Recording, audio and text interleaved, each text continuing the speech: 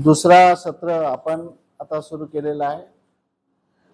त्या सत्रामध्ये तुम्हाला या विषयावर जागृती करायची आहे। या ठिकाणी जे शिकवलेले विषय आहे ते तुमच्या जीवनाशी संबंधित आहे। म्हणजे तुमचं ज्ञान वाढवणारं शिक्षण दुसरं आहे, ज्ञान वाढवणारं शिक्षण हे दुसरं आहे। परंतु हे शिक्षण इथं दिल्या जात आहे हे तुमच्या व्यवहारिक जीवनामध्ये उपयोगी येणारं शिक्षण। शिक्षणाचे दोन प्रकार आहेत की ज्ञान वाढवणारं शिक्षण, तुमच्या ज्ञानामध्ये समृद्ध करणारं शिक्षण, आणि जे शिक्षण तुमच्या जीवनामध्ये प्रत्यक्ष उपयोगी येणार आहे अशा प्रकारचं शिक्षण। तर आमचा जो प्रयत्न आहे, बुद्धिस्ट सेमिनरीच्या लोकांचा प्रयत्न आहे की माणसाच्या जीवनामध्ये उपयोगात येणाऱ्या गोष्टी जास्तीत जास्त शिकवायच्या। काही लोकांना कसं असते, असे प्रश्न विचार करतात की ते त्याच्या जीवनामध्ये कधी त्याचा उपयोग होत नाही, परंतु असेच प्रश्न डोक्यामध्ये घेऊन फिरतात। जसं पुनर्जन्म, माणूस मेल्यानंतर काय होते, मग माणूस या जन्माच्या अगोदर कुठं होता। तुमच्या व्यवहारिक जीवनाशी याचे काही संबंध येत नाही। जसं आता मुलीने प्रश्न विचारला मगा, पंचशील ध्वज कोणी बनवला, केव्हा बनवला, त्याचे रंग काय आणि त्याचे याचा तुमच्या जीवनाशी काही संबंध आहे का? तुम्ही झेंडा घेऊन फिरणार आहे का हातात? तुमच्या जीवनाशी याचा काय संबंध आहे? याची माहिती तर मोबाईल मध्ये कुठूनही मिळू शकते, माहितीचा प्रश्न नाही, परंतु या प्रश्नाचा तुमच्या व्यक्तिगत जीवनाशी काय संबंध आहे? मनुष्य मेल्यानंतर कुठे जाते याच्या तुमच्या व्यक्तिगत जीवनाशी काही संबंध आहे का? मला इतक्या वर्षाचा अनुभव आहे की जे माणसाच्या जीवनामध्ये प्रत्यक्षात जे प्रश्न निर्माण होतात आणि ज्याची माणसाच्या जीवनामध्ये अनेक प्रश्नाचं निराकरण करण्यासाठी ज्या गोष्टीची आवश्यकता आहे त्या गोष्टीवर मनुष्य चिंतनच नाही करत। त्याला अशाच गोष्टी पाहिजे ज्या हव्यावरच्या, आणि बौद्ध भिक्षू सुद्धा तुम्हाला अशाच गोष्टी शिकवतात की ज्या तुमच्या व्यक्तिगत जीवनामध्ये येत नाही। फक्त त्याला वाटते की हे लोकांना येत नाही, आपण ती गोष्ट सांगावी। एवढ्या मोठ्या मोठ्या विषयाला बद्दल सांगतील, मग ते जन्माबद्दल, मग त्याच्या मृत्यूनंतर काय होते या सगळ्या गोष्टी सांगतील, कारण ते आपली विद्वत्ता दाखवतात की माझ्यामध्ये किती विजन आहे, मी मनुष्याचा जन्म कुठं होणार आहे, कसा होणार आहे ते सांगू शकतो। अशा प्रकारच्या काही भिक्षू, म्हणजे बऱ्याचशा भिक्षूमध्ये ती प्रवृत्ती असते की लोकांना चमत्कारिक गोष्टीकडे घेऊन जाणे, लोकांना जे व्यक्तिगत जीवनामध्ये जे प्रश्न निर्माण होतात। आमचं संशोधन, बुद्धिस्ट सेमिनरीचं संशोधन या विषयावर आम्ही तयार करत आहोत की जे माणसाच्या जीवनामध्ये प्रत्यक्ष कामी पडत आहे। तुम्ही आता विद्यार्थी आहे, विद्यार्थी जीवनामध्ये आता जो विषय सांगितला भंतेजीने, व्हिज्युअलायझेशन, व्हिज्युअलायझेशन बरोबर आहे, दृश्यांकन किंवा दृश्य रूपांतर, व्हिज्युअलायझेशन करणं किती महत्वाचं आहे। ज्याला काहीतरी मोठा अधिकारी बनायचा असेल किंवा आपल्या जीवनामध्ये ज्याला प्रगती करायची असेल, विकास करायची असेल, तर त्याच्यासाठी हा विषय व्हिज्युअलायझेशन हा अतिशय महत्वाचा आहे आणि तो समजून घेणे अतिशय आपल्यासाठी उपयोगी होणार आहे। म्हणून सर्वांनी लक्षपूर्वक या विषयाकडे लक्ष द्यावं, एकाग्र चित्ताने लक्ष द्यावं। आणि काल मी सांगितलं की जागृत, प्रत्येकाच्या मनामध्ये विकार आहेत, विकाराशिवाय मन नाही, विकार असतातच मनामध्ये, तर ते विकार आपले कसे नष्ट करता येईल यासाठी बाबासाहेब आंबेडकरांनी जी अवस्था सांगितली याला म्हणतात सम्यक समाधी. सम्यक समाधी.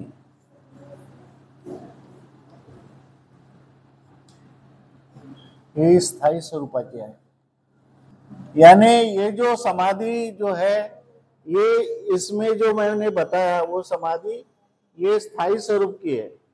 और जो लोग काफी जो साधना करते, विपස්සना करते, इट इज द टेम्पररी. ये अस्थायी है. 10 दिन तुम जाओगे, अच्छा लगेगा और आपको लगेगा कि मेरे दोष खत्म हो गए, लेकिन फिर घर में आने के बाद में 1 महीने के बाद तुम्हारे मन के दोष जैसे के वैसे पुनर्निर्माण होंगे. लेकिन इस तरह से अगर हम समाधि का अभ्यास करेंगे तो हमारे जो दोष है, हमारे मन में जो विकार है, वो हमेशा के लिए नष्ट हो जाएंगे. क्योंकि इसमें there is a training of mind. मन को प्रशिक्षित करना है. वहां पे मन को प्रशिक्षण नहीं होता. सिर्फ आंखें बंद करो और देखो, अपने श्वास को देखो. ना मन को देखो, ना विचारों को देखो, सिर्फ श्वास को देखो. श्वास आ रही है, श्वास जा रही है. इससे किसी का कोई फायदा नहीं होता. आज तक ये जो टेक्निक है, पद्धत पूरी तरह से फेल हो गई है. इसलिए हमें बाबा साहब ने जो बताया वही विधि को हमें करना है. बाबा साहब ने एकदम स्पष्ट रूप से कहा, जैसे आप अभी लड़के हो, अभी स्टूडेंट हो, जब मैं पढ़ाऊंगा तो अभी आपके मन में कंसंट्रेशन होना चाहिए. आपका मन जागृत अवस्था में रहना चाहिए. अगर आपका मन क्लास में नहीं है, कहीं और भटक रहा है, किधर भी भटक रहा है, तुम क्लास में बैठे हो लेकिन आपका चित्त कंसंट्रेशन नहीं है, आपके मन में, शरीर यहाँ पे है लेकिन आपके मन में अलग अलग विचार चल रही है, तो ऐसे में कितना भी अच्छा पढ़ाओ तो वो मन को प्रशिक्षित नहीं करता. मन को प्रशिक्षित तभी करता है जब तुम जागृत अवस्था में यानी एकदम सतर्क होके, एकदम माइंडफुलनेस जिसको कहते हैं, माइंडफुलनेस, मन को जागृत रखते हुए कंसंट्रेशन के साथ जितना आप पढ़ेंगे, आधा घंटा भी पढ़ लिए तो भी वो पूरे जीवन में आपके ध्यान में रहेगा. जागरूकता की अवस्था में यानी माइंडफुलनेस. आप अभी जो बैठे हैं क्लास में, नींद में नहीं बैठना है, जागरूक अवस्था में बैठना है. तुम नींद में बैठेंगे, किसी विचार के बेहोशी में बैठेंगे. बेहोशी में नशा, सबसे ज्यादा घातक नशा कौन सा होता है? अंधश्रद्धे का नशा सबसे घातक होता है. कि आदमी अगर शराब की नशा करता है तो शाम तक उतर जाने के बाद में वो होश में रहेगा. कोई तंबाकू की नशा करता है तो थोड़ी देर नशा रहेंगे, वो निकल जाएंगे. लेकिन अंधश्रद्धा की नशा हमेशा मरते दम तक तुम्हारे दिमाग में रहेंगी. इससे जितनी हानि होती है, ना शराब के नशे से होती है, ना तंबाकू के नशे से होती है, अन्य किसी भी नशे से जितना भी नुकसान नहीं होता, उतना अंधश्रद्धा की नशा यह सबसे घातक है. और अपना समाज ज्यादा अंधश्रद्धा के नशे में गूंग है. हर जगह के अंधश्रद्धा, इधर जाएंगे उधर जाएंगे, बाबा के तरफ जाएंगे, 2 पांव में 2 काले धागे, 2 हाथ में 2 काले धागे. कितनी अंधश्रद्धा है क्या नहीं? कितनी अंधश्रद्धा है? काले धागे बांधते रहेंगे. क्यों बांधते पता नहीं, नजर लगती या क्या लगती. घर में भी कोई नींबू बांध के रखेगा, कोई ये करके रहेगा. तो ये सबसे खतरनाक नशा है, सबसे विनाशकारी नशा है. इंसान को हमेशा जागृत अवस्था में रहना है, नशा में नहीं, गूंगी में नहीं. किसी को सौंदर्य का नशा है, वो बुढ़ापा होने के बाद में निकल जाएगा. किसी के पास में पैसे का नशा है, पैसे खत्म होने के बाद में वो नशा उतर जाएगा. हर एक को अलग अलग नशा है। किसी को ज्ञान का नशा है, वो भी धीरे धीरे खत्म हो जाएगा। किसी को अच्छी दुकान चलती है तो उसका नशा होता, धीरे धीरे दूसरी दुकान लगेंगी तो उसका दुकान खत्म हो जाएगा। विद्वान है, उसको लगता कि मेरे जैसा विद्वान कोई नहीं, दूसरा विद्वान निर्माण होगा तो उसका नशा खत्म हो जाएगा। लेकिन अंधश्रद्धा का नशा ये सबसे भारी नशा है और वो हमेशा अपने लिए घातक साबित होता है।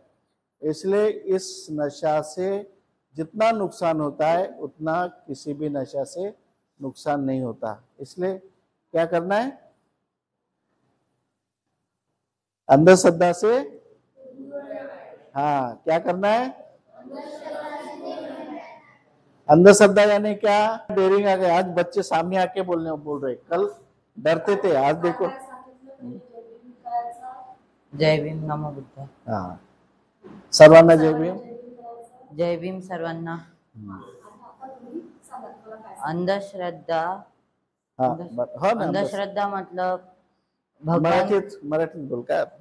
भगवानला तुम्ही मानता ते अंधश्रद्धा राहते।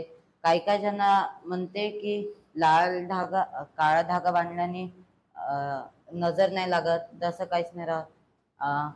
लिंबू मिरची हँगिंग करते आपल्या दरवाजावर गी, ते अंधश्रद्धा।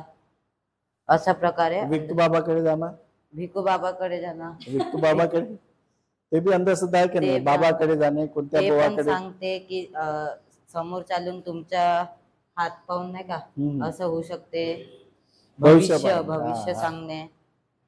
बरोबर आहे, बहुत बहुत बढ़िया। देखो, घरी गेल्यावर आई वडिलांना सांगायचं की अंधश्रद्धेची नशा सगळ्यात घातक आहे म्हणा, हे नशा सोडून द्या, लवकरात लवकर सोडलं तर चांगलं होईल। अंधश्रद्धे म्हणजे हा एवढा म्हणजे इंटरनल किलर आहे तो अंधश्रद्धा, दुसऱ्याला नष्ट नाही करत, हा स्वतःला नष्ट करणारा किलर आहे। स्वतःला नष्ट करते, स्वतःची बुद्धी भ्रष्ट करते, स्वतःला मानसिक गुलाम करते, स्वतःला शोषण करण्यासाठी तयार करते।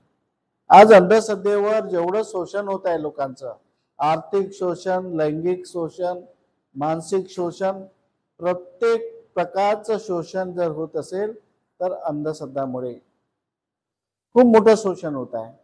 आणि या शोषणासाठी प्रयत्न करायला पाहिजे, परंतु बुद्ध धम्माला मानणारे लोक यांनी प्रामुख्याने पुढे येऊन काम करायला पाहिजे।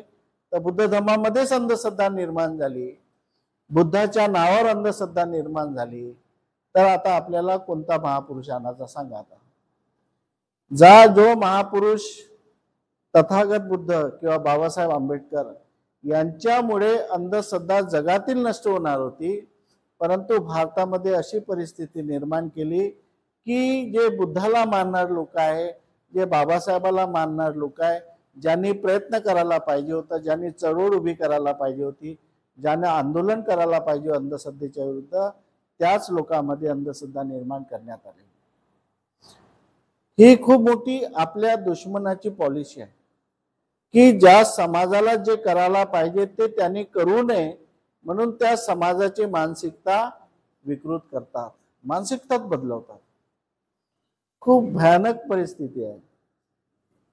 तर हा जो आहे विषय, तर सम्यक समाधीचा विषय आहे। तर आता तुम्हाला यासाठी सम्यक समाधी सांगितली की तुम्ही जेव्हा कधी वर्गामध्ये बसता, शाळेमध्ये म्हणा, कॉलेजमध्ये म्हणा, कुठे तुम्ही जेव्हा कधी आपल्या वर्गामध्ये बसता किंवा त्या ठिकाणी कॉन्सन्ट्रेशन आवश्यक आहे। तुम्ही नशेमध्ये नाही पाहिजे, गुंगीमध्ये, कोणी झोपेच्या गुंगीत राहते, कोणी कोणत्या डोक्यात कोणते कोणते विचार राहतात माहित नाही कुणाच्या, सगळं नशेचं जग चाललंय। एक म्हणते ना, बेहोशी में मुझे इतनी नशा चढ़ गई थी कि मेरे घर का पता मैं दूसरे को पूछ रहा था, यानी खुद के घर का पता वो दूसरे को पूछ रहा था कि इसका घर को कहाँ है। इतनी उसको नशा चढ़ी, जब नशा उतरी तब मुझे पता चला कि मेरे घर का पता मैं पूछ रहा था। तर अशा प्रकारची नशेची प्रवृत्ती आहे अंधश्रद्धेमध्ये मनुष्याला काय त्याचं चुकत आहे, तो कुठं जात आहे, कोणत्या मार्गावर चालत आहे, किती त्याचं नुकसान होत आहे, हे त्याचं त्यालाच कळत नाही. तर सगळ्यात घातक हा बिमारी आहे, सगळ्यात घातक ही नशा आहे. तर या नशेपासून आपण दूर राहावं. जागृति की अवस्था में, आता तुम्ही जागृत आहे. बऱ्याच लोकांच्या समोर हा प्रश्न आहे की आपल्या मनातले विकार कसे नष्ट करायचे. आणि विकार प्रत्येकाच्या मनामध्ये आहेत, असा कोणी नाही की ज्याच्या मनामध्ये विकार नसतील. थोडे बहुत सगळ्यांच्या मनामध्ये विकार आहेत. जर माणसाचे पूर्ण विकार जर नष्ट झाले असते तर मनुष्य अरहत पदाला पोहोचला असता. आज भिक्षूच्या मनामध्ये विकार आहेत, उपासकाच्या मनामध्ये विकार आहे, म्हणून आजच्या स्थितीला कोणीही अरहत पदाला पोहोचलेला नाही. बुद्धाच्या काळामध्ये बरेच भिक्षू अरहत पदाला पोहोचले होते, पण या काळामध्ये बरेच भिक्षू प्रयत्न करत आहेत, परंतु त्यांच्या मनातले विकार पाहून त्यांना कोणी अरहत पदाला पोहोचण्यासाठी त्यांना ग्राह्य धरलेलं नाही, त्यांना मंजुरी दिली नाही. आणि म्हणून मनुष्य हा विकार आहे, आणि विकाराला नष्ट करण्यासाठी काय करायला पाहिजे हेच लोकांना समजलं नाही.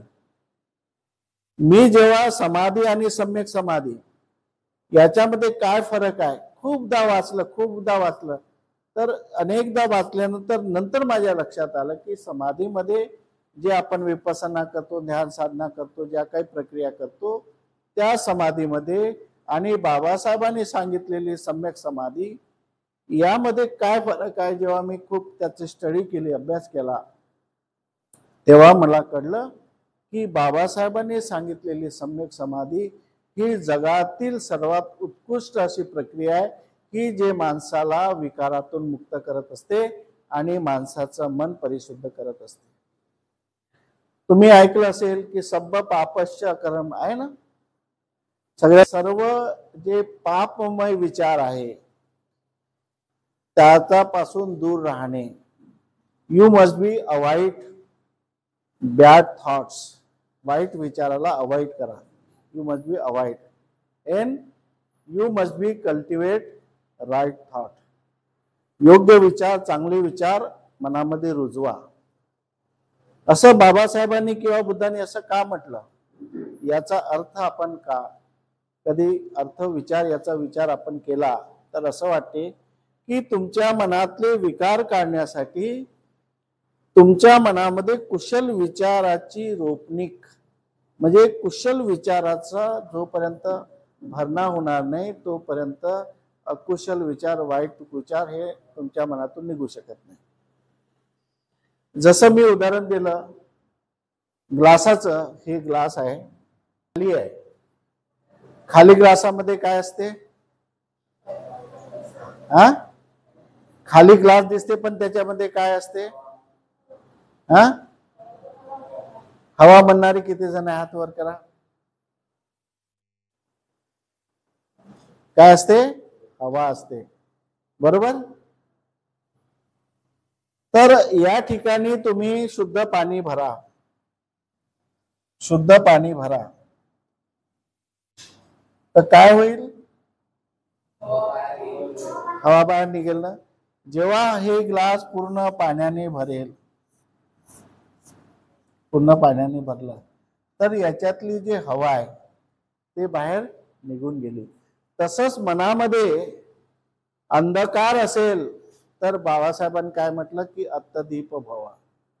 मनात अंधकार असेल तर तो अंधकार मनातला नष्ट करण्यासाठी तुम्हाला स्वयंप्रकाशित होणे आवश्यक आहे. म्हणजे मनाचा दीप लावणे म्हणजे स्वयंप्रकाशित होणे. कशाने, ज्ञानाच्या प्रकाशाने तुम्ही स्वयंप्रकाशित व्हाल तर मनातला अंधकार हा नष्ट होते.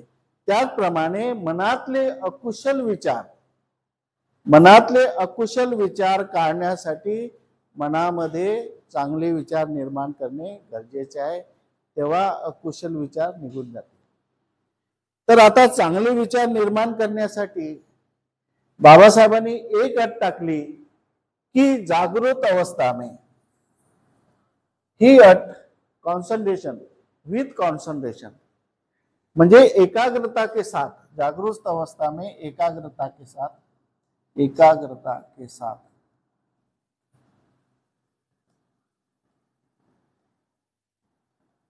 एकाग्रता के साथ हा शब्द आपल्यासाठी महत्वाचा आहे. बाबासाहेबाचा एक एक शब्द आपल्यासाठी अतिशय महत्वाचा आहे. बाबासाहेबांनी काय म्हटलं की कॉन्सन्ट्रेशन विथ माइंडफुलनेस, एकाग्रता के साथ जब अष्टांगिक मार्ग तुम्हारे मन में घुसेगा, मन का प्रशिक्षण, वो नहीं बताने का नहीं, it is the training of mind. मन को प्रशिक्षित करना है, ये मन का प्रोग्राम है. और मन को प्रशिक्षित कब किया जाता है? जब ऐसे बच्चे एकाग्रता के साथ में सुनेंगे, और जब ये बच्चे एकाग्रता के साथ में रहेंगे, कंसंट्रेशन के साथ में रहेंगे, उस समय उनको अष्टांगिक मार्ग पढ़ाया जाएगा. इस तरह से पढ़ाया जाएगा कि वो उनका मन प्रशिक्षित हो सके.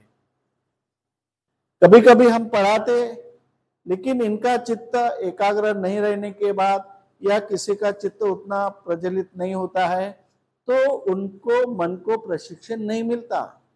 अष्टांगिक मार्ग का अगर प्रशिक्षण पूरी तरह से आपको नहीं मिला, तो आपके मन में जो विकार है वो ऐसे रहेंगे. लेकिन आप में कंसंट्रेशन के साथ, माइंडफुलनेस के साथ, जागृत अवस्था में मन को अष्टांगिक मार्ग से अपन प्रशिक्षित करते हैं, तभी मन के विकार निकल जाते हैं. सर्वांना जय भीम, नमो बुद्धाय. नाव सांग तुझं. माझं नाव महाकश्यप आहे आणि आज मी सांगणार आहे या टॉपिकवर की सर्व लोक म्हणतात की माझ्या मनात खूप सारे विचार येतात आणि त्यांना आपण म्हणजे कसं सांभाळू की हे विचार येतच राहतात, गंदे विचार येतात. तर त्याच्यासाठी आपल्याला प्रेझेंटमध्ये राहायला लागेल, म्हणजे खूप जागृत राहायला लागेल, ज्याच्यामुळे आपले जे विचार आहे ते जास्त नाही येतील, आणि जर आले तरी त्याला तुम्ही इग्नोर करू शकता, ज्याच्याने ते विचार नाही येत. आणि अजून की स्वतःच्या माइंडला तुम्ही म्हणजे स्वतः कंट्रोल करा. की जर तुम्ही कोणताही चांगला म्हणजे जे वाईट काम आहे तुम्ही ते करायला जात आहे, तर त्याच्या पहिले तुम्हाला ते स्वतः विचार करायला लागेल की हे जे मी करत आहोत ते चांगलं आहे की नाही आहे, आणि मी हे करेल तर ह्याच्याने मला काय भेटणार आहे. तर हेच माझं म्हणण्याचं हेच होतं की हर वेळेस तुम्ही जागृत राहा आणि प्रेझेंटमध्ये राहा, की एकदम जास्त विचार नको करत राहा. त्याच्याने आपलं जे दिमाग आहे ते जास्त चांगल्याने काम नाही करणार.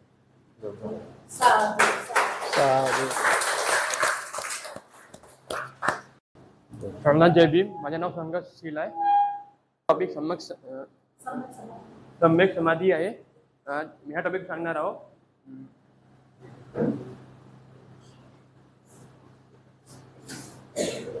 आपण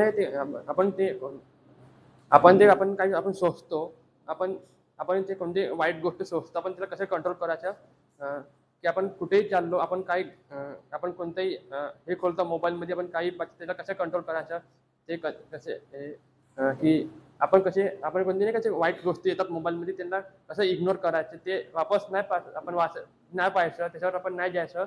अजून आपण नाही कोणाला पण काही आपण कोणी आपल्याला काही म्हणते, शिवा देते, आपण त्याला कसं समजून आपण त्याला कसं इग्नोर करायचं, की आपण त्याला समोर ते शिवा नाही द्यायचं कधी. अजून कोणी आपल्याला मारते, आपण त्याला उलट आपण मारायचं नाही. समज कोणी पण असे काही रस्त्याने कोणी कमेंट पास करत जातात कोणाला पण, तर त्याला ते कसे इग्नोर करून त्यांना समजून सांगायचं